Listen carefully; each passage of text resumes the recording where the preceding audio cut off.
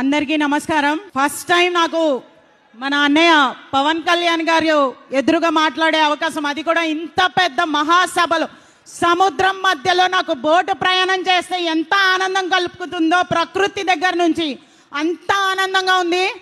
నేను మీ అందరితో ఒకటే చెప్పాలనుకుంటున్నాను, మనమందరం పవన్ కళ్యాణ్ గారి ప్రయాణం ఎలా అందరినీ ఇన్స్పిరేషన్ చేసిందంటే అన్నయ్య, మా యువతరానికి అందరికీ కూడా నీలో మొదలైతే ఉనితి కానీ నీతో మొదలైతే ఒక ఉద్యమం అని చెప్పి పవన్ కళ్యాణ్ గారి ఒక్క అడుగుతో మొదలైన ఈ జనసేన ఈ రోజున ఎంతో మంది గుండెల్లో నిలిచిపోయేంత నాయకత్వం వహించింది పవన్ కళ్యాణ్ గారిది. మనమందరం కూడా పవన్ కళ్యాణ్ గారిని చాలా మంది ఎన్నో విమర్శించారు. ఏంటి పవన్ కళ్యాణ్ గారు సినిమాలు చేసుకుంటున్నారు, పార్ట్ టైం పొలిటీషియన్ ఇలా అని చెప్పి ఎన్నో విమర్శించారు.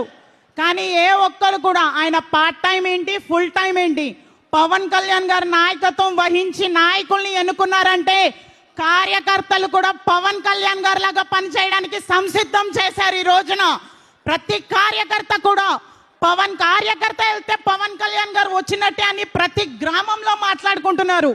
అనే ఒక్కటి మేము ప్రౌడ్గా చెప్పుకుంటున్న విషయం ఏంటంటే, వైఎస్ఆర్సీపీ ప్రభుత్వం ఉన్నప్పుడు జనాలందరూ కూడా ఒక ఇరిటేషన్ ఫీల్ అయ్యేవాళ్ళన్నయ్య. కానీ జనసేన ప్రభుత్వం మన ప్రభుత్వం ఏర్పడ్డాక జనసేనలో ఉన్న ప్రతి ఎమ్మెల్యేని చూసి ఒక ఇన్స్పిరేషన్గా ఫీల్ అవుతున్నారు. ఈ రోజు మొత్తం కూడా మీరు అలాంటి నాయకుల్ని తయారు చేశారన్నయ్య. మాలాంటి యువతరానికి కూడా మీరు మంచి అవకాశాలు కల్పిస్తున్నారు. నిన్న ఒక చిన్న విషయం చెప్దామనుకుంటున్నాను. మీరు ఒక విషయం షేర్ చేశారు, పవన్ కళ్యాణ్ గారు చెట్టు కింద కూర్చొని అన్నం తింటున్నారు, గడ్డం పెంచేసుకుంటున్నారు అని ఇలా చెప్తున్నారు. పవన్ కళ్యాణ్ గారు సినిమాలో మేము ఎంత ఆదరిస్తామో, మీరు ఏ రోజైతే చెట్టు కింద కూర్చొని ఆ అన్నం తింటున్నప్పుడు ఆ గడ్డం పెంచుకుంటున్నప్పుడు మాకు చాలా చాలా చాలా అందంగా కనిపించారు అన్నయ్య. ఎందుకంటే మా అందరికీ కూడా మా కోసం మీరు బయటికి వచ్చి ఆ కష్టాలు పడుతూ చెమట నీరు చిందిస్తూ మా కోసం కష్టపడ్డారన్నయ్య. మీకు పాదాభివందనాలు. చాలా మా అందరి తరఫున, వీర మహిళలందరి తరఫున, జన సైనికులందరి తరఫున పాదాభివందనాలు అన్నయ్య. మీ అందరూ ఒకటే గుర్తుపెట్టుకోండి, పవన్ కళ్యాణ్ గారు రాకముందు, పవన్ కళ్యాణ్ గారు వచ్చిన తర్వాత మహిళలకి ఎటువంటి భరోసా కల్పించారంటే, పవన్ కళ్యాణ్ గారు రాకముందు మహిళలందరూ కూడా భద్రత కోసం మాత్రం పోరాటం చేసేవాళ్ళు.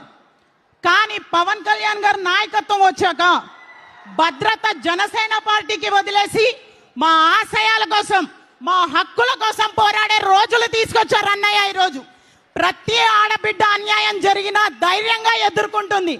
ఈ రోజున ఆ ధైర్యానికి ఎగ్జాంపుల్గా ఏంటంటే, నేనే ఎదుర్కొన్నాను. వారాహి యాత్ర జరుగుతున్నప్పుడు ఒక వాలంటరీగా వెళ్ళాను. నేను మహిళగా వాలంటరీగా వెళ్తే రిటర్న్ ప్రయాణంలో నాపై తణుకులో దాడి చేశారు. ఎలాంటి దాడి అంటే, జనసేన జెండా పట్టుకొని వచ్చావా, ఆడదానివని కూడా చూడను, చంపి పడేస్తామని. కానీ నా అన్నయ్య ఇచ్చిన ధైర్యం, ఈరోజు నేనొక్కదానే ఆడదాని. ఆ రోజు అందరూ చుట్టూతో మగవాళ్ళే.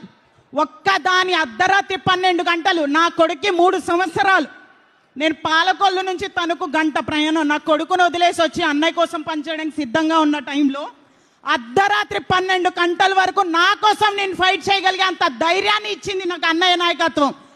అంతటి ధైర్యంలో నాయకుడు ఎలా ఉంటే కార్యకర్తలు కూడా అలాగే ఉంటారనడానికి నిదర్శనం ఒక్క ఫోన్ కాల్ చేశానండి.